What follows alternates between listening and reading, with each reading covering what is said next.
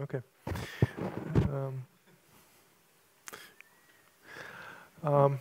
First of all, my aim of my presentation is to give a quick overview of whole support instruments available in Latvia, and specifically from structural funds, and much more specifically instruments managed by Ministry of Economics, which I'm representing today. First of all, quick look at the past.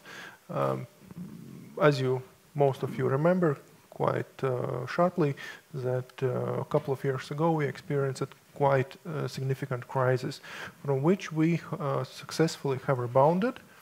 And if we are looking at macroeconomical data, then we can see that high-tech industries, which is a good news, have rebounded much more faster and actually pulled out from the crisis. Not so much with the low-tech industries. This realization that high-tech industries and high-tech is the thing that helped us and saved us is the whole point of planning of structural fund instruments, and you will see that this logic is going through all the presentation, all the instruments. But one more reminder, this is our R&D expenditures in Latvia, not very good, as you know, from international perspective, and also not very good from the point of view that it is not at the good level right now, and it's not increasing right now. So this is our biggest challenge, to get expenditure on R&D to be much bigger, which will help to increase our high-tech industries in Latvia and will help to us become richer. So, what are our targets for the next years until 2020? First of all, productivity growth in manufacturing industries shall increase up to 40%. GDP share of manufacturing should be at least 20%, which is, well, at least what is average in developed nations. Expenditures on R&D is 1.5% from GDP, as you remember from previous slide. Now it is only 0.6, 0.7, so we have very significant challenge. Employment level should reach 73%, and increase of export volumes until 2020 should be 40%. So this is our challenges, and quite significant ones. We have set up a national planning policy framework, which is Latvian National Industrial Policy, how to reach those targets, and also guidelines for science, technological development and innovation sets out our targets and our approaches, how to do it. But much more significantly is so-called smart specialization strategy, or RIS3, which sets out objectives and directions and priorities and specialization areas for country, which is, to put it very simply, we are focusing on high value added products, we are focusing on productive innovations, we are focusing on energy efficiency, modern ICT, modern education, knowledge base, and polycentric development. And in next slides you will see how this translates to very concrete and very precise instruments. So challenges, again, is at the point is very limited research and innovation capacity of enterprises, low level of private sector investments in R&D, low proportion of innovative technological enterprises, and lack of technology transfer in Latvia. So, and now is, I guess, the most important slide of my presentation, which is whole point of my presentation, as the name is support instruments for innovations and R&D. So basically what you see on the screen is the whole set of instruments, not all of them, because, well, it will be too big a picture. Picture right now is already quite crowded, but those are the main instruments. And the logic is that on a left side, which is blue color, is instruments targeting science part, which there is science-based funding, there is practically oriented research, innovation grants for students, grants for postdoctoral research. So those are instruments supporting science capacity and doing science in Latvia and supporting scientific institutions. The outcome of those activities is, first of all, publications in scientific journals, and also practical ideas, practical new approaches and products which can be patented and which can be sold or transferred to enterprises. And then there is a next set of programs, which is a green color in the center. Those programs dealing with output of scientific institutions. Those programs which assess what exactly has been done. Does it has any practical application right now, right here in Latvia? What we should do to get from ideas to practical products, and how to introduce them into the production. And those are mostly programs which Ministry of Economics are dealing with. So it is, for example, technology transfer program, or a competence center program, or knowledge transfer programs, and so on and so on.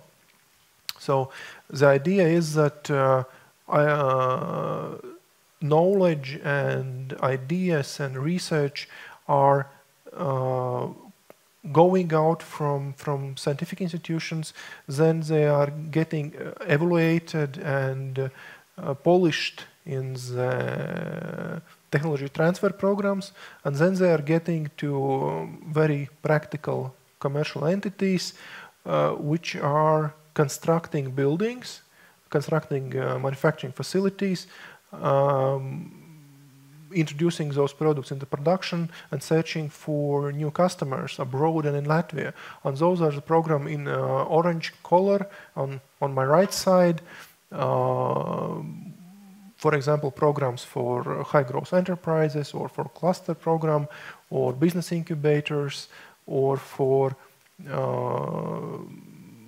clearing up and setting up manufacturing facilities in degraded territories and so on. So as you see, the logic is that we are starting with scientific institutions, going through evaluation phase and landing those ideas in very practical spots where they will, where the new products will be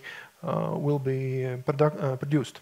So this is a logic of whole set of the program. And most of the programs, as you can see, is the structural fund programs. And if you are working with structural funds, then you probably know at least some of them.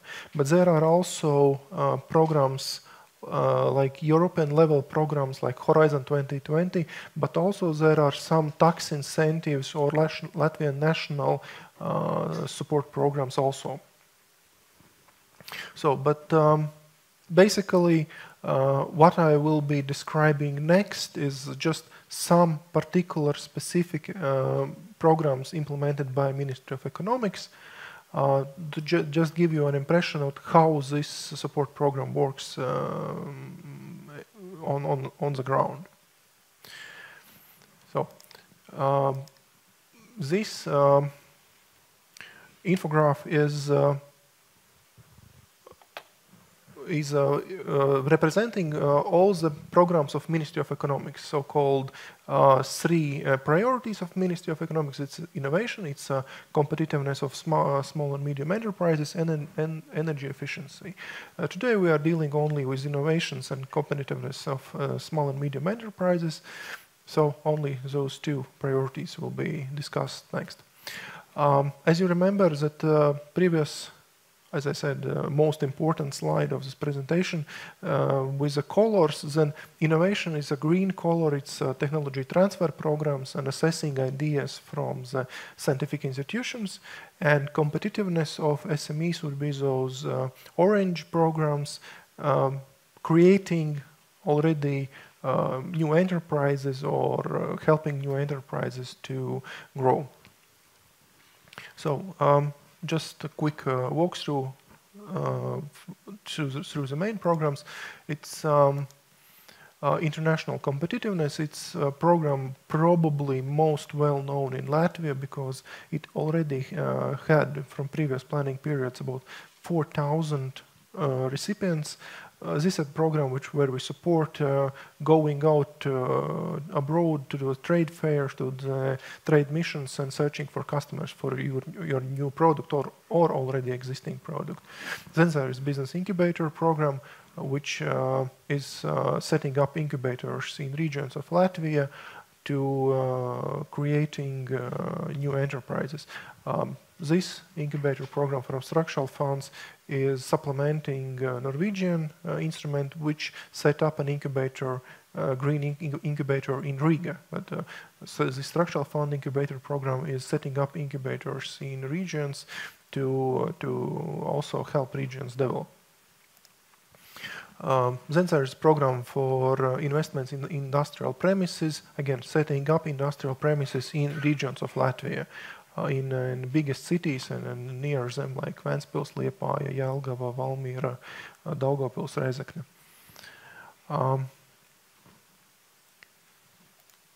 Then there's program for clusters development, which is giving aid to cluster is not exactly an industry, but it's a group of enterprises with linked interests. And usually from this program we also support collaborative research for some particular question or trade missions or trade fairs or some collaborative research. But usually this program is concentrated around some shared interest, which usually is shared group of products. Then there is a number of financial instruments available to small and medium enterprises, like startup loans, micro loans, credit guarantees, mezzanine loans, short-term loans, and also financial instruments for investments in share capital, like technology accelerator, venture capital, growth capital, business angel, and so on. Those instruments are managed by Attīstības Finanšu Institūcija Altum, and also probably they are quite well known because the number of recipients there are in hundreds and even thousands. So a couple of more slides with innovation support instruments. Competence Center program, one of the biggest of our programs, gives aid to companies to perform research, which is usually much closer to the market than research done in scientific institutions, and usually also after scientific institutions has done some fundamental or applied research competence from the Competence Center program, there is experimental development done on last mile development to get product to be completely implemented in enterprises. Next is a technology transfer program, which is also I briefly mentioned before in this big slide when I talked about assessing ideas in research institutions. Then I talked mostly about this program technology transfer, which is specifically built to procure experts who are going to research institutions and looking at what kind of ideas there are and assessing their commercial value. Then there's a program called Introduction of New Products and Technologies in Production, which is a support for pilot plants, which is something quite new in Latvia, which we'll try for the first time to support very, very innovative and state-of-the-art equipment, which is so new that it is not tested and will be like testing ground for new manufacturing equipment in Latvia. We have some quite good examples. I will well, let's see how this works out this time, because it requires some very heavy scientific background to implement innovative, not only products but whole manufacturing plant should be innovative. So this is a quite challenging, but it's also worth the risk than if you are building like first plant of this kind in the whole world. Then there's innovation motivation program, which is to motivate school children, students to come with their ideas. Probably also you know this program because we are funding competitions like Firmas noslēpums or Ideju Kaus. Those are financed from the innovation motivation program, and to get interest in new young people to study science and to create new products. And the last program is a training of employees. We are providing money for training.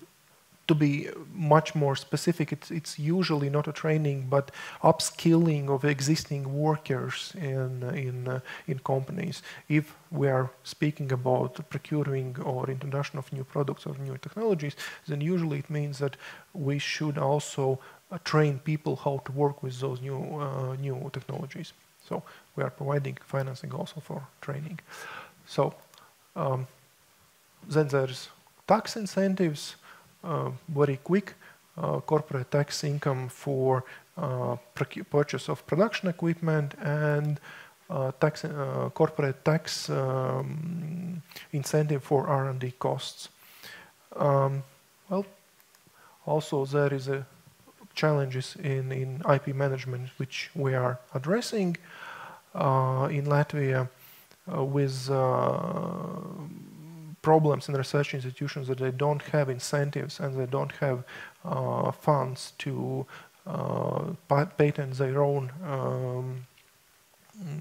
research, and also SMEs are not very keen to patent due to the various reasons. One of them is also lack of funding. So, and this is a last slide which covers all the institutional ecosystem of innovations in Latvia. As you can see, not only Ministry of Economics, which I'm representing today, but also a number of other institutions are working in this field. But well, Ministry of Economics and Ministry of Education is at the center of this challenging issue. So that concludes my presentation, which I guess is very, very quick walkthrough. If you have any questions, you can ask me today. And if you have any more questions, then you can just mail me to Ministry of Economics and come to other seminars when we are talking about much more precisely about specific